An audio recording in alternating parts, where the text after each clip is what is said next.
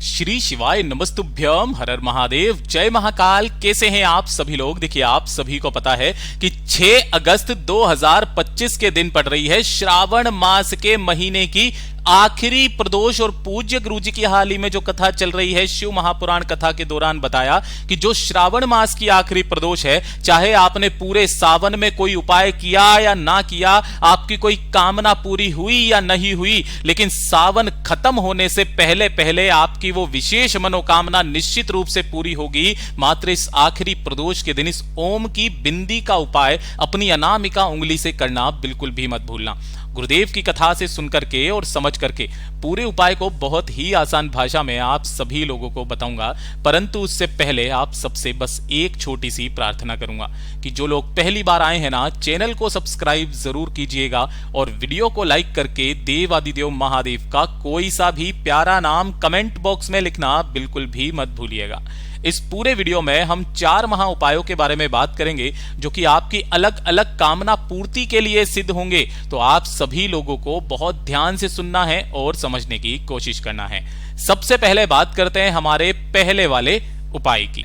पूज्य गुरुजी ने कहा कि इस अद्भुत सावन जो कि 72 वर्षों के बाद में आया है, अगर आपकी कोई इच्छा, कोई विशेष मनोकामना, कोई हृदय की बात है जो आप भोले बाबा से कहना चाहते हो कि बाबा मेरी ये कामना इस सावन में जरूर पूरी कीजिए, तो पूज्य गुरुजी ने कहा अपने पूरे सच्चे मन से, एक भाव से जब आप महादेव से प्रदोष के दिन इस चीज की बोलोगे ना, आपकी वो कामना जरूर पूरी होगी। इसके लिए आपको चाहिए क्या? थोड़ा सा लेना होगा आपको घी। अब ध्यान रखना, जो भी आप घी लोगे ना वो गाय का लेना। केवल मात्र आपको 1 बूंद घी चाहिए, वो भी गाय का घी, ये चीज ध्यान रखना, केवल 1 बूंद। और इसी के साथ में आपको लेना होगा थोड़ा सा, या तो पीला चंदन हो जाए तो पीला चंदन ले लेना, वरना लाल चंदन ले लेना। इसके अलावा आपको ज्यादा कुछ नहीं चाहिए। देखिए, अगर आपके पास में लाल चंदन है तो आप लाल चंदन ले लीजिए, पीला है तो पीला ले लीजिए, लेकिन इसका एक नियम है कि जो भी चंदन हो वो ओरिजिनल होना चाहिए। अगर आप मंदिर का चंदन काम में लेते हो ना, तो उस मंदिर के चंदन को जब आप घिसते हो, है ना, तो उस घिसे हुए चंदन का मूल्य भी आपको मंदिर में जरूर रख करके आना है। 1 रुपया, 2 रुपया, 5 रुपया, 10 रुपया, पूज्य गुरुजी ने साफ कहा था।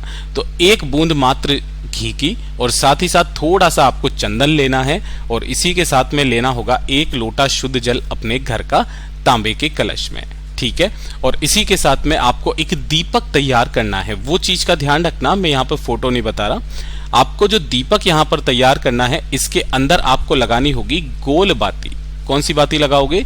गोल बाती आपको लगानी है, और इसके भी अंदर आपको भरना होगा घी, ठीक है। अब आपको घर से इसे प्रज्वलित करके नहीं लेकर के जाना है, इस चीज का ध्यान रखना।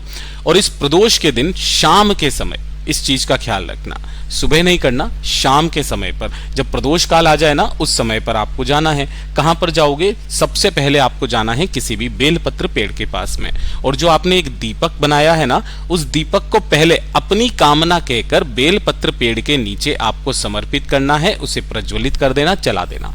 अपनी कामना कह के पहले आपको बेलपत्र पेड़ के नीचे समर्पित करना। यहां तक कहा कि अगर आपके घर के गमले में भी बेल का पेड़ लगा हुआ है, आप वहां पर भी दीपक लगा करके शिव मंदिर में जा सकते हैं। दीपक लगाने के बाद जैसे ही आप शिवालय पहुंचेंगे, उत्तर दिशा, नॉर्थ डायरेक्शन की तरफ मुख करके आपको खड़े हो जाना है। खड़े हो जाओगे, यहां पर जो आपको पूजन पाठ अर्चना जो आपको करना है पहले वो कर लेना।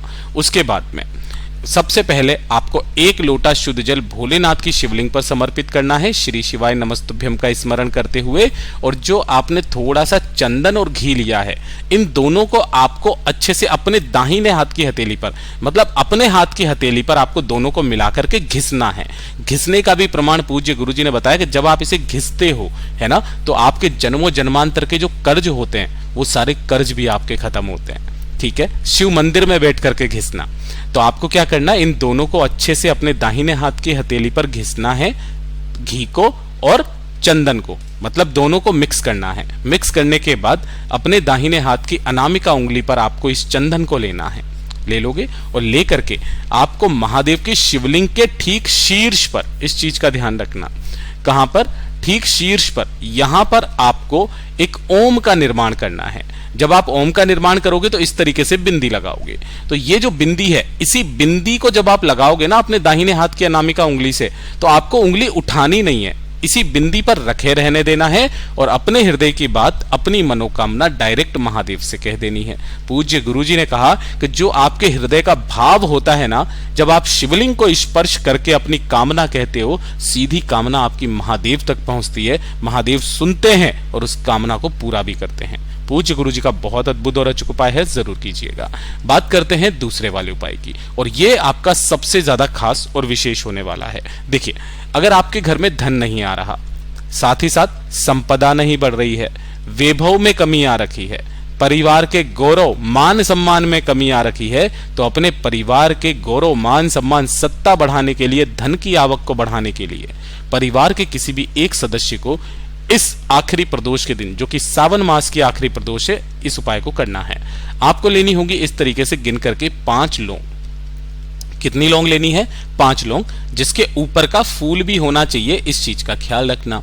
और साथ ही साथ आपको लेने होंगे 5 कमलगट्टे।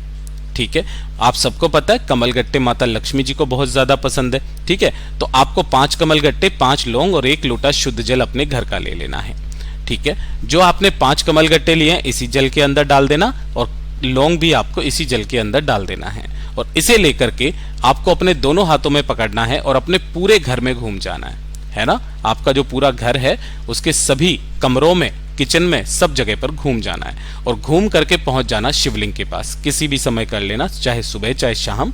जैसे ही पहुंचोगे, उत्तर दिशा नॉर्थ डायरेक्शन की तरफ मुख करके खड़े होना शिवलिंग के पीछे, दोनों हाथों को आगे करना। आगे करके सबसे पहले आपको अपना नाम और अपना गोत्र बोलना है और अपने घर में धन संपदा वैभव की कामना करते हुए आपको यही जल 5 स्थानों पर समर्पित करना है। सबसे पहले भगवान गणेश जी के चरणाविंद पर, दूसरे नंबर पर कार्तिकेय जी के स्थान पर, तीसरे नंबर पर माता अशोक सुंदरी के स्थान पर, चौथे नंबर पर जो नंदी बाबा बैठे रहते हैं उनके उठे पैर पर। ठीक है, और 5वें नंबर पर जो आप जल समर्पित करेंगे वो आप करेंगे शिवलिंग के ठीक शीर्ष पर श्री शिवाय नमस्तुभ्यम का स्मरण करते हुए। अगर समस्त सामग्री निकल करके नहीं चढ़ती है तो जल समर्पित करने के पश्चात उन सामग्री को निकालना और शिवलिंग के ठीक ऊपर आपको समर्पित कर देना है। समर्पित कर देने के पश्चात जो भी जल जलाधारी से बहता बहता नीचे की तरफ आएगा, उसी कलश के अंदर उस जल को रोकना और अपने घर पर अपनी कामना करके कोने कोने में इस जल को छींट देना।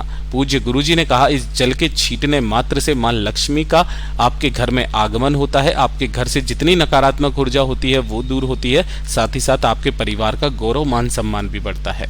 पूज्य गुरुजी का बहुत अद्भुत और अचूक उपाय है, जरूर कीजिएगा।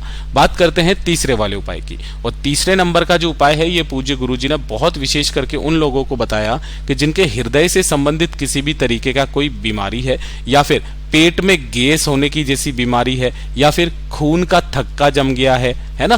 किसी भी खून का थक्के वाली जो बीमारी होती है ना, ये काफी ज्यादा हानिकारक होती है, इसमें जान बच जाए वही बहुत बड़ी बात होती है। तो किसी भी तरीके की इससे संबंधित कोई बीमारी आपके परिवार में किसी भी व्यक्ति को है ना, तो एक छोटा सा उपाय इस प्रदोष के दिन जरूर करना। पूज्य गुरुजी ने कहा प्रैक्टिकल जरूर करना। प्रैक्टिकल करने में क्या जाता है, आपको क्या करना है, इस तरीके से एक स्टील का कलश लेना है इस वाले उपाय में। किसका? स्टील का लोटा लेना, कलश लेना।